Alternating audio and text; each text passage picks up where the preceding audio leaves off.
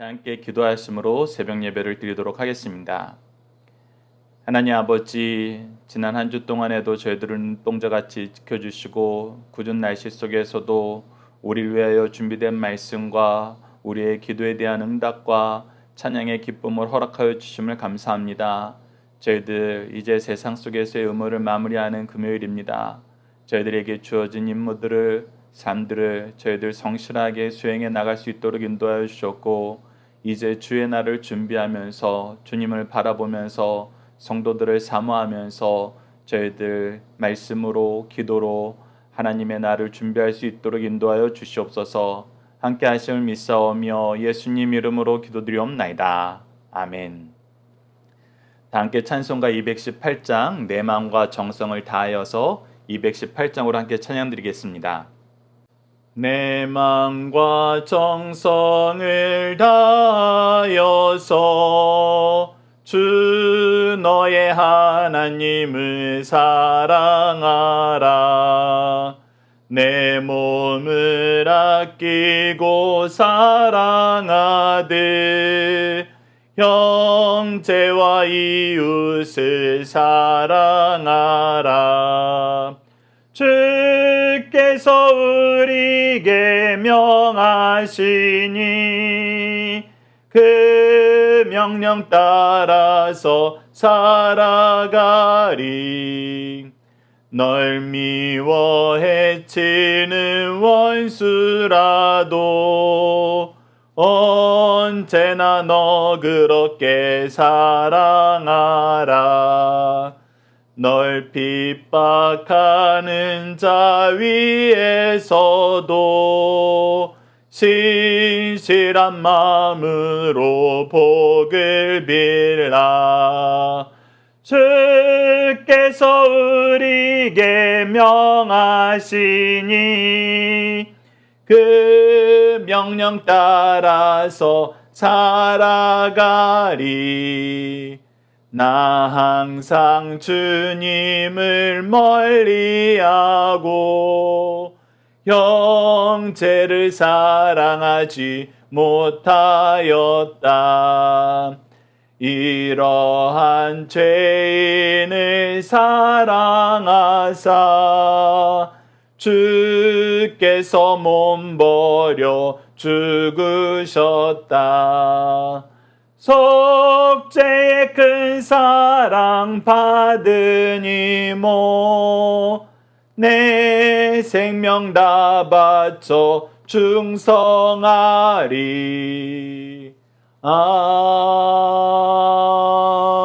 아멘. 사도신경을 내용으로 우리의 신앙을 하나님 앞에 정중히 고백하도록 하겠습니다.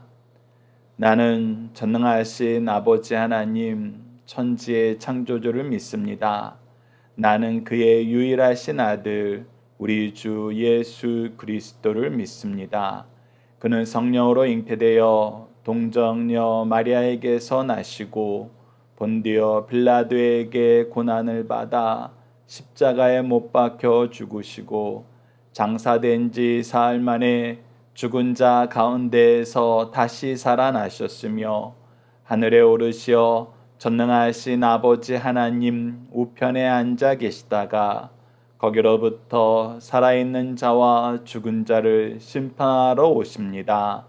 나는 성령을 믿으며 거룩한 공교회와 성도의 교제와 죄를 용서받는 것과 몸의 부활과 영생을 믿습니다. 아멘. 오늘 우리에게 주신 하나님의 말씀, 우리가 함께 나눌 말씀은 시편 15강, 시편 15편 1절에서 5절 말씀입니다. 시편 15편 1절에서 5절 말씀 제가 봉독해 드리도록 하겠습니다. 여호와여, 주의 장막에 머물 자 누구오며 주의 성산에 사는 자 누구오니까? 정직하게 행하며 공의를 실천하며 그의 마음에 진실을 말하며 그의 혀로 남을 허물하지 아니하고 그의 이웃에게 악을 행하지 아니하며 그의 이웃을 비방하지 아니하며 그의 눈은 망령된 자를 멸시하며 여호와를 두려워하는 자들을 존대하며 그의 마음에 서원한 것은 해로울지라도 변하지 아니하며 이자를 받으려고 돈을 꾸어주지 아니하며 뇌물을 받고 무지한 자를 해하지 아니하는 자니이다. 이런 일을 행하는 자는 영원히 흔들리지 아니하리이다. 아멘. 오늘 본문 말씀을 이웃에게 악과 비방을 행하지 말라라는 제목으로 함께 말씀을 나누도록 하겠습니다. 오늘 본문 말씀을 저희들 크게 두 단락으로 나눠서 보고자 합니다. 첫 번째 단락은 1절에서 3절 말씀으로 바른 예배자가 되기 위해 어떤 삶으로 예배를 준비해야 하나요? 키워드는 정직, 공의, 진실, 허물하지 않음, 악을 행하지 않음, 비방하지 않음입니다. 자, 우리가 지금까지 시편 말씀을 통해서 끊임없이 확인했던 내용 중에 하나가 하나님께서는 어디를 통해서 이 세상에 하나님의 통치를 보이기를 기뻐하시는가라고 했을 때 그것은 성전이었습니다. 지금 현대로 얘기하면 교회죠. 그리고 이 성전, 교회의 중심은 바로 예배에 있습니다. 정한 시간, 정한 장소, 정한 순서를 따라 마음과 뜻과 정성을 다하여 영과 진리로 하나님께 예배하는 것입니다. 그래서 이 예배의 모든 요소인 말씀, 기도, 찬양에 대해서는 우리가 평상시 삶에서도 실천할 때 정한 시간, 정한 장소, 정한 순서를 따로 정해놓고 구별되어 드리는 것이 굉장히 중요하다. 그것이 우리가 올바르게 훈련하는 방법이다. 그리고 그러한 삶을 살 때 우리가 하나님을 중심에 두고 하나님과 동행하는 삶을 살게 된다. 이 내용을 확인했습니다. 이 내용을 확인한 이후에 우리는 이제 다시 한번 무엇에 주목해야 되냐면 하나님의 통치가 이루어지는 교회에서 그 중심이 된 예배를 우리가 어떻게 드려야 되는가라는 부분에 우리가 잠시 주목을 해봐야 됩니다. 예배는 앞서 얘기한 것처럼 정한 시간, 정한 장소, 정한 순서가 굉장히 중요합니다. 그런데 이 정한 시간, 정한 장소, 정한 순서를 세우기 위해서는 우리에게 반드시 필요한 게 있는데 그것은 준비입니다. 우리가 이 세상에 어떤 일이든 준비하지 않고 하는 일은 실패할 가능성이 크고 그 열매를 충분히 누리지 못할 가능성이 굉장히 높습니다. 그렇기 때문에 준비는 항상 우리에게 중요한 의미를 부여합니다. 더군다나 하나님께 드려지는 예배를 우리가 준비하지 않고 드린다. 그것은 정말 악한 결과로 나아가게 될 가능성이 너무나 높습니다. 우리는 준비해야 됩니다. 특히 오늘 말씀은 우리가 어떻게 준비해야 되는지, 우리가 개인적인 삶은 어떻게 준비해야 하나님께 예배를 드리는데 올바른 것인지, 우리가 사회에서 살고 있는데 지난 일주일 동안 우리가 사회생활을 했던 것처럼 사회에서 살고 있는데 그 사회에서의 삶은 예배자로서 어떤 삶을 살아야 하나님 앞에 준비된 삶을 사는 것인지 오늘 본문 말씀을 통해서 확인해 보도록 하겠습니다. 자, 1절입니다. 여호와여 주의 장막에 머무는 자 누구오며 주의 성산에 사는 자 누구오니까. 바로 이러한 사람이 하나님께 예배하며 하나님과 함께하는 삶을 살 수 있다라고 얘기하면서 개인적으로 이러한 삶을 살면서 예배를 준비하라라고 가르쳐 주는 거예요. 그것이 무엇입니까? 이러한 삶을 행해라 하는 것이 바로 2절입니다. 정직하게 행하며 공의를 실천하며 그의 마음에 진실을 말하며. 자, 우리가 평상시의 삶의 모든 부분에 정직해야 된다는 것입니다. 우리에게 주어진 일을 우리가 최선을 다하여서 실천하는 것. 즉 정직은 무엇과 연결이 되냐면 순종하는 삶과 연결이 됩니다. 우리가 하나님의 말씀에, 하나님의 뜻에, 하나님이 주어진 시간과 재능과 물질을 우리가 온전히 바르게 사용하고 있는가, 이것을 누구의 눈치를 보거나 내 사욕을 채우기 위한 것이 아니라 정말 철저하게 하나님의 명령에 순종한다는 의미로 내가 정직하게 일했는가, 이것이 바로 정직을 우리가 실천할 수 있는 모습입니다. 그리고 공의를 실천한다는 것은 우리 모든 삶이 하나님 말씀이 중심이 된다는 것입니다. 하나님의 기쁨이 중심이 된다는 거예요. 하나님이 기뻐하시는 일을 이루는 것이 바로 공의라는 것입니다. 우리가 공의와 정의에 대한 차이에 대해서 지난주에 잠깐 나눴던 적이 있는데, 공의는 하나님이 기뻐하시는 그 일을 우리가 힘써 행하는 것입니다. 정의는 하나님이 하지 말라 한 일에 대한 정당한 훈계를 통해서 회개를 이끌어내는 것입니다. 그래서 공의와 정의는 때로는 같이 등장합니다. 왜? 두 개 다 하나님의 말씀이 중심이 되고 하나님의 뜻이, 하나님의 기뻐하심이 중심이 되기 때문에, 그래서 이것을 우리가 실천하면서 사는 것입니다. 더욱이 마지막이 굉장히 중요합니다. 이 모든 것을 행하면서 우리가 앞에 두 가지를 열심히 행했는데도 우리가 진실을 말하는 것이 아니라 거짓으로 더욱더 이것을 꾸미려 했다가는 앞서 행한 정직과 공의의 그 열매가 무너지는 것을 보게 됩니다. 그래서 우리는 진실을 말해야 됩니다. 더 나아가서 우리가 거짓말을 하면서 정직과 공의를 이룰 수는 없습니다. 그래서 진실을 말하는 거, 진실을 이야기하는 게 중요하다는 거 여러분들 꼭 기억해 주시기 바랍니다. 그리고 3절에서는 하지 말아야 될 것에 대해서 얘기합니다. 그의 혀로 남을 허물하지 아니하고, 누군가를 지적하고 누군가를 비난하는 것이 우리의 삶의 중심이 되는 것이 아니라 우리는 용서하고 사랑하고 보듬어 주는 것, 온유한 마음으로 우리가 그들을 품어주는 것이 중심이 되어야 된다는 것입니다. 그의 이웃에게 악을 행하지 아니하며, 악을 행할 때에는 여러분들 분명한 목표가 있게 됩니다. 악을 행할 때는 내가 원하는 것을 그들로부터 얻기 위해서, 즉 탐욕으로 그들의 것을 빼앗아 나의 탐욕을 채우기 위해서 악을 행한다는 것입니다. 우리가 하나님의 사랑으로 사랑한다 할 때는 주는 삶을 살아요. 하나님이 우리에게 주신 시간과 재능과 물질을 베푸는 삶을 삽니다. 왜? 이 모든 것을 하나님께서 우리에게 주셨고, 하나님이 그의 일꾼들에게, 성실하고 충성되게 일하는 일꾼들에게는 하나님께서 반드시 그 달란트를 더해 주시기 때문에 우리는 하나님께 공급받은 것으로 그것을 사용하는 삶을 산다는 이 가장 중요한 삶의 질서를 깨닫게 돼요. 그래서 그리스도의 마음으로 나아가는 사람들은 나누는 삶을 삽니다. 주는 삶을 살아요. 그런데 악을 행하는 사람은 빼앗는 사람이에요. 특히 누구 것을 빼앗아요. 도움이 없으면 살 수 없는, 은혜가 아니면 살 수 없는, 그래서 하나님께서 반드시 이런 자는 돌보라고 얘기하셨던 고아와 과부의 것을 빼앗아요. 왜? 그들의 것을 빼앗는 것이 쉽거든요. 이것이 바로 악을 행하는 자들의 특징입니다. 그리고 마지막으로는 그의 이웃을 비방하지 아니하며, 특히 비방할 때에는 무엇이 같이 비방에 들어가냐면 거짓말이 들어간 비방이 있는 경우가 많습니다. 거짓으로 남을 비방하는 거.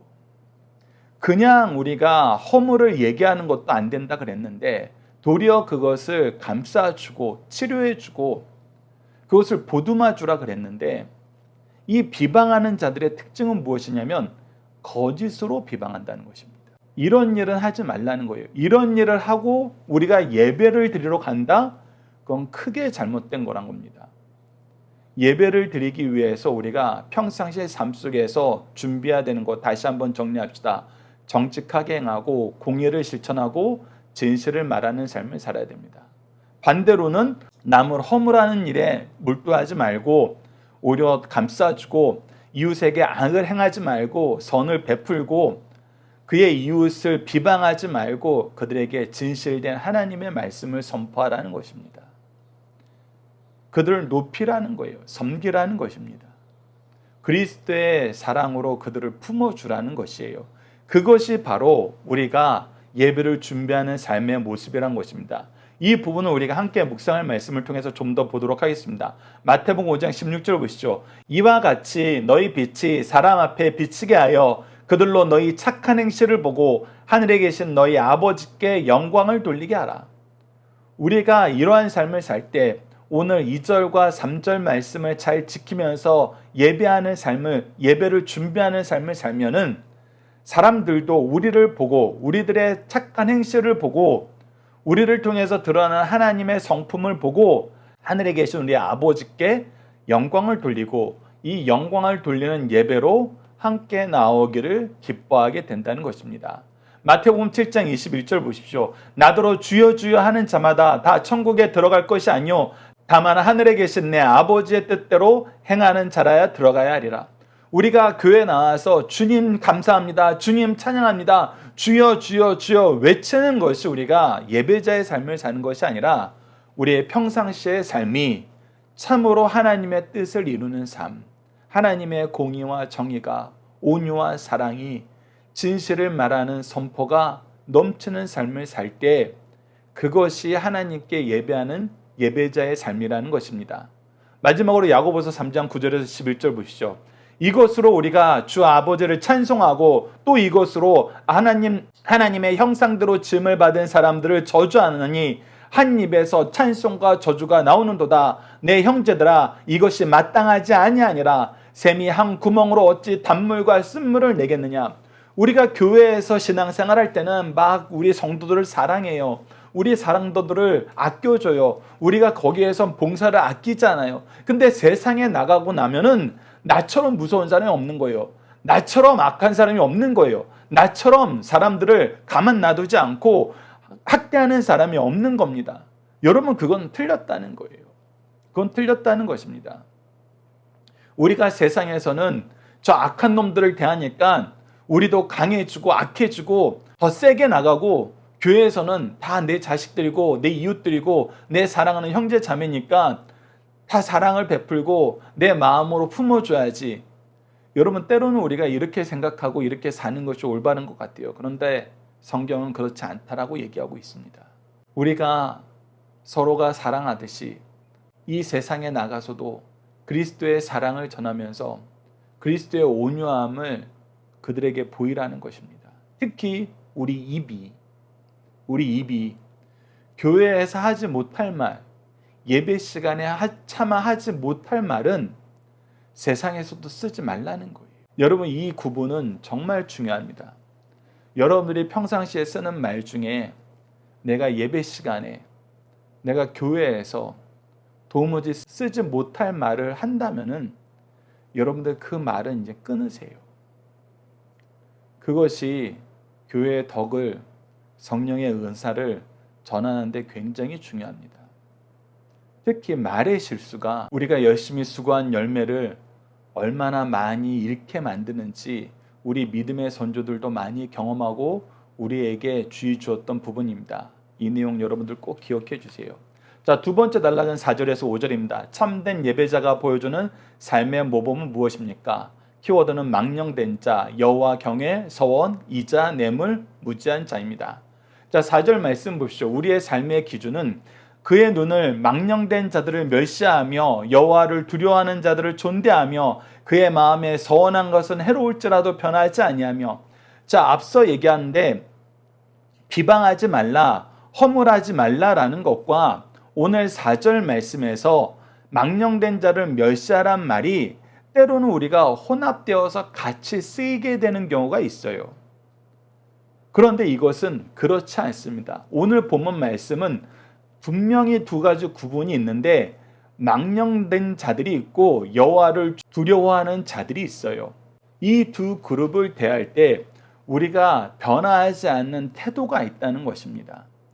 이 얘기는 무엇이냐면 우리가 망령된 자들, 하나님을 비방하는 자들, 이 세상 물질로 우리를 압박하는 자들에 대해서 우리가 때로는 이 사람들 비율을 맞춰주고 이 사람들이 잘못한 거 괜찮다고 얘기해 주면서 이 사람들의 악을 오히려 변호하면서 이들과 짝하고 싶은 유혹을 우리가 항상 얻게 돼요.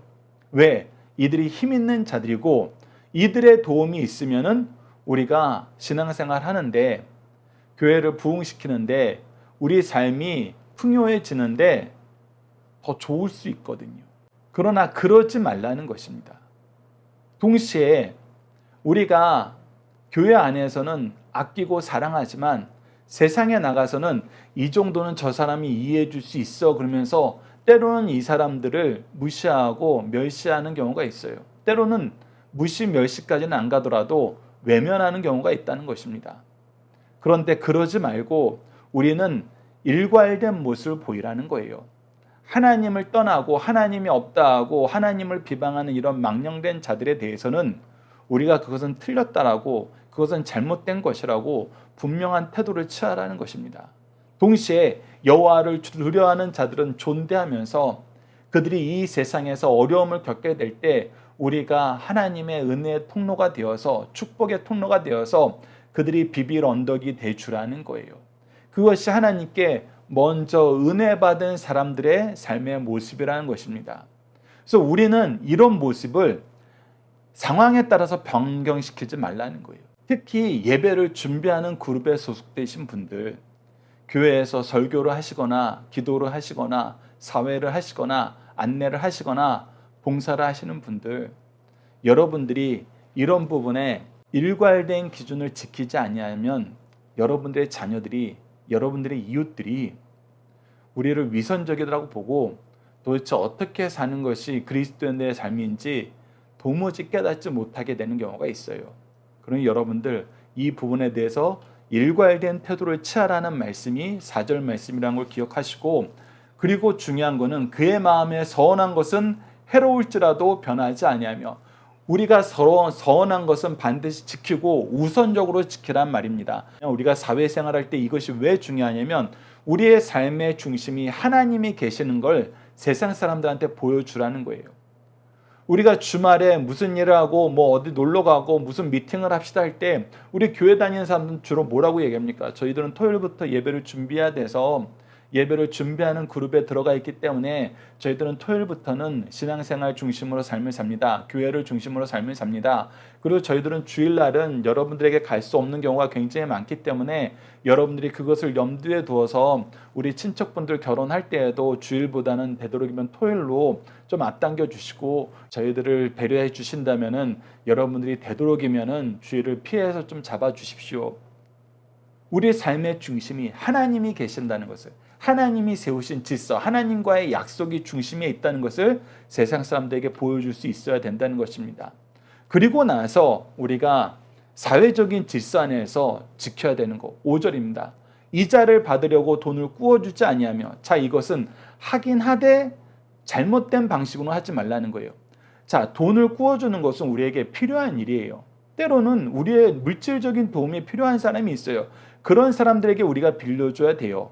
그런데 이 빌려주는 목적이 그들을 돕기 위한 것이 아니라 내가 금전적인 이익을 바래서 이자를 바라보고 돈을 빌려주는 것, 즉 상행위를 하기 위해서 내가 돈을 누군가에게 제공하는 것은 우리는 피해야 된다는 것입니다. 물질을 돕는 데 쓰지 않고 내가 무엇인가 이득을 얻는 데 쓰는 것은, 이것은 우리가 이 돈의 노예가 될 가능성이 굉장히 높다는 거예요.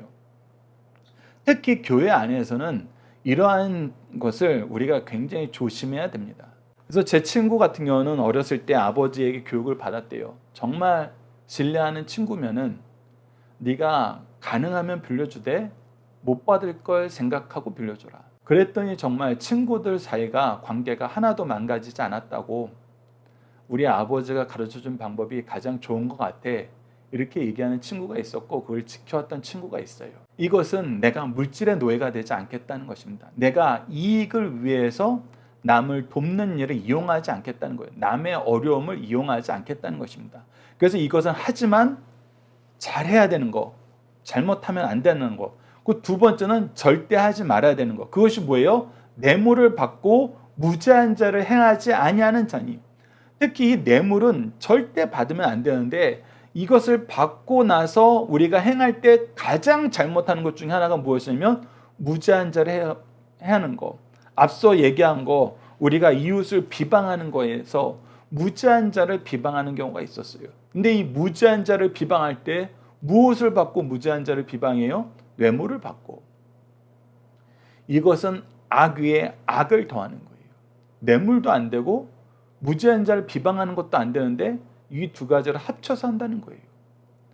여러분, 때로는 교회 안에서도 이러한 일이 생겨요. 이 뇌물이 단순히 돈에만 국한된 거 아닙니다. 내 사회적인 명성이나 어떤 사람들의 교묘한 요구일 수도 있어요. 그 사람만 없어지면 내가 이 교회 안에서 내가 원하는 목적을 이루는데 참 좋을 것 같은데 저 사람은 어떻게 끌어내리나, 저 사람은 어떻게 우리 교회에서 쫓아내나 하면서 주위 사람들을 이용하는 사람들이 있어요. 그래서 여러분들 절대 이 두 가지는 아예 허용을 하지 마십시오. 뇌물, 그것이 물질이 아니라 어떤 명성이나 어떤 편의를 제공하는 것도 여러분 받아들이지 마시고, 특히 무지한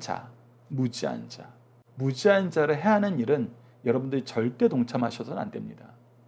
이런 일을 하고 내가 교회 가서 회개하면 되지 라고 생각하는 거 여러분들 너무나 큰 악이에요. 그건 하나님의 자녀답게 사는 것이 아닙니다.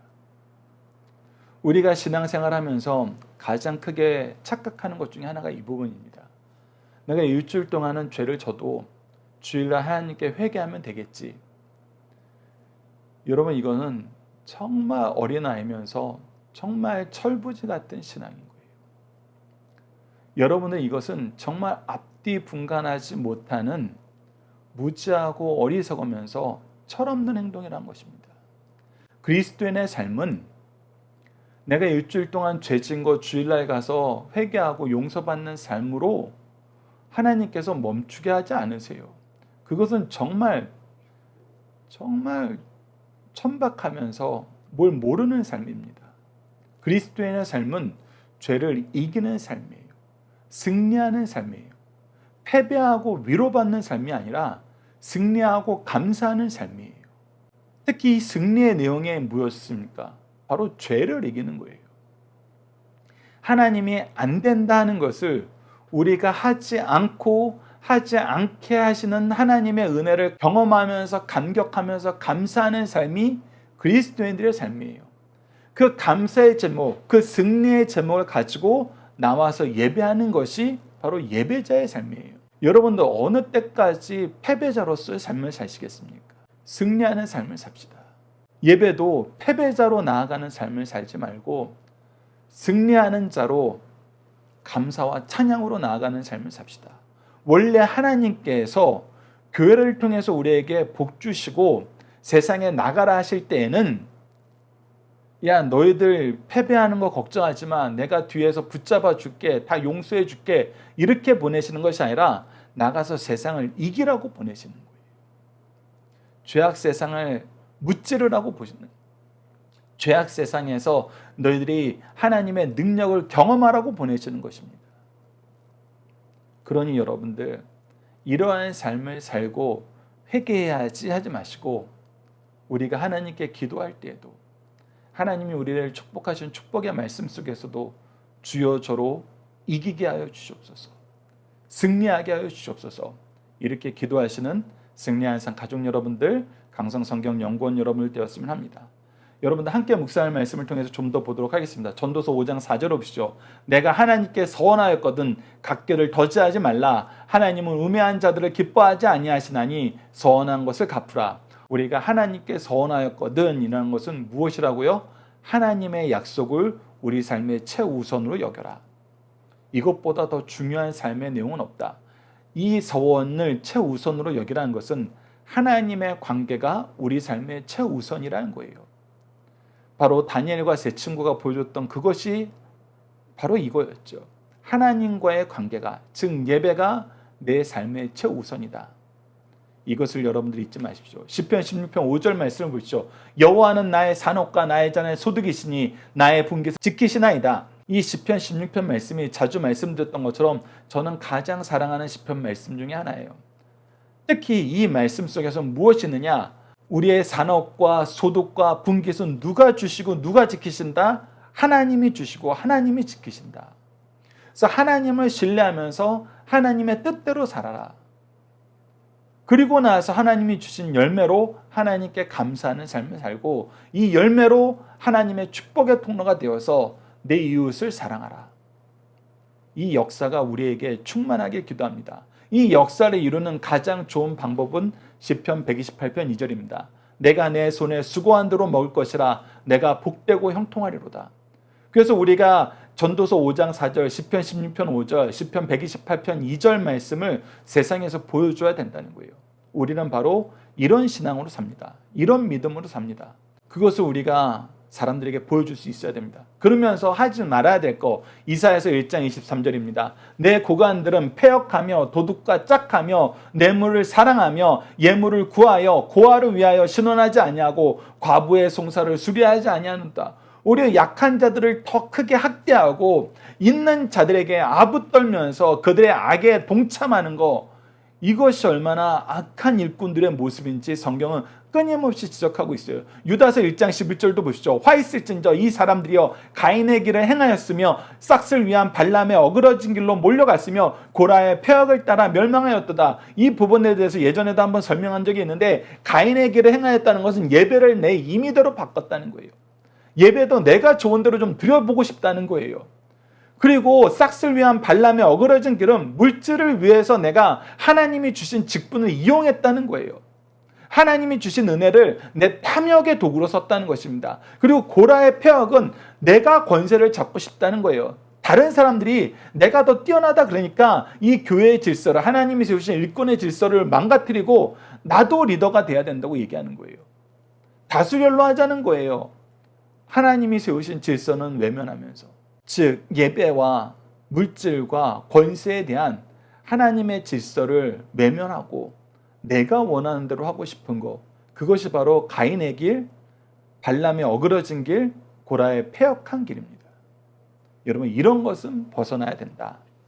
중심사상 하나씩 보도록 하겠습니다. 첫 번째, 하나님께서 받으실 만한 바르고 온전한 예배를 드리자는 것입니다. 구약시대의 성막은 그 구조에 따라 들어갈 자격이 구분되어 있었지만 신약시대에는 누구든지 주의 공로를 힘입어 담대함으로 하나님께 나아가게 됩니다. 그러나 구약시대 성전에 나아가는 자세는 신약의 교회에서도 이어집니다. 신약시대 교회에서도 아무나 와서 자기 소견에 좋은 대로 스스로 옳다고 생각하는 방법으로 제사, 예배드리지 못하며 일정한 자격과 형식을 갖추어야 합니다. 신구약 성도들을 막론하고 하나님께서 요구하시는 바른 예배, 제사가 있으며 하나님께서 요구하신 대로 예배드릴 것을 가르쳐주고 있습니다. 두 번째, 하나님 앞에 바른 예배를 드릴 수 있는 자의 개인적인 성품을 언급하고 있습니다. 하나님 앞에 온전한 예배를 드릴 수 있는 개인적인 성품은 정직을 행하며 공의를 실천하며 유불리를 따르지 않고 내적인 삶과 액적인 삶을 이치하는 것입니다. 그리고 남의 일에 참견하기를 좋아하지 않고 헛소문을 퍼뜨리지 않으며 친구를 해하지 않고 그 이웃을 헐뜯지 않는 사람입니다. 세 번째, 하나님 앞에 바른 예배를 드릴 수 있는 자의 사회적인 성품을 언급합니다. 하나님 앞에 온전한 예배를 드릴 수 있는 자의 사회적인 성품은 하나님을 업신여기면서 불의한 방법으로 성공한 자를 부러워하기보다 그들을 경멸하며 하나님을 경외하는 자를 존경하는 것입니다. 약속한 것은 손해가 되더라도 깨트리지 않고 지키며 금전거래에 있어 높은 이자를 받지 않으며 뇌물을 받고 무지한 자를 해치지 아니하는 자입니다. 건전한 사회에서 성도가 비난받는 행위는 성도의 품에 맞지 않는 것이니 그 어떤 경우도 상가하면서 선을 행하는 일에 앞장서야 할 것을 가르쳐주고 계십니다. 자녀들과 함께하는 기도 훈련 내용으로 함께 기도하도록 하겠습니다. 우리를 예배자로 부르셔서 하나님과 동행하게 하시고 하나님의 뜻대로 살게 하시는 목자 되신 하나님, 아버지 하나님과 함께 사랑과 평안과 자유와 능력과 생명과 승리를 누리게 하시고 이를 영적 자녀들과 나누게 하심을 감사합니다. 우리의 삶이 하나님의 기준을 따름으로 세상이 우리를 통해서 하나님을 알게 되고 경험하게 되고 믿게 하셨는데, 우리가 교회와 가정 밖에서는 하나님의 기준을 멀리함으로 세상에 하나님을 만나는 데 도리어 장애가 됨을 용서해 주소서. 우리가 삶을 통해서 예배하는 예배자가 되게 하시고 예배자로 살면서 예배를 준비하고 예배자로 살면서 하나님을 전하는 복음의 일꾼이 되도록 도와주소서. 예수님 이름으로 기도드립니다. 아멘. 모든 성도와 자녀들이 예배를 준비하는 삶을 살고 예배를 회복하는 삶을 살아 하나님의 복을 누리며 세상의 복의 통로가 되고 예배로 나아올 때 우리에게 맡긴 영혼들을 잘 인도하는 복음의 일꾼이 되도록 함께 기도하는 시간이 되었으면 합니다. 주기도문으로 예배를 마치도록 하겠습니다. 하늘에 계신 우리 아버지, 아버지의 이름을 거룩하게 하시며 아버지의 나라가 오게 하시며 아버지의 뜻이 하늘에서와 같이 땅에서도 이루어지게 하소서. 오늘 우리에게 일용할 양식을 주시고 우리가 우리에게 잘못한 사람을 용서하여 준 것 같이 우리 죄를 용서하여 주시고 우리를 시험에 빠지지 않게 하시고 악에서 구하소서. 나라와 권능과 영광이 영원히 아버지의 것입니다. 아멘. 각자 기도하는 시간 갖도록 하겠습니다.